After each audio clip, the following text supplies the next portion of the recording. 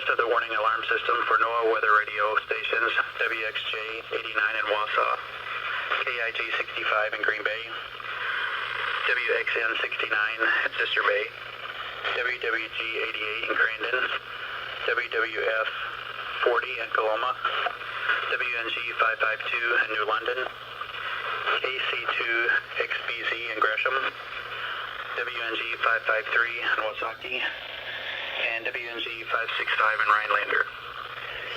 Specially built receivers are automatically activated by this signal for severe weather watches and warnings issued for central and northeastern Wisconsin.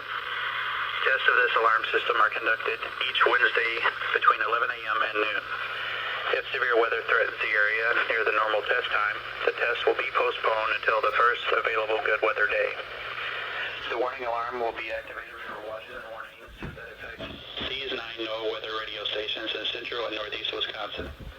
For a complete listing of the transmitter locations, frequencies, and the counties they serve, please contact the Green Bay National Weather Service office at 920-494-2363 and select option number 7.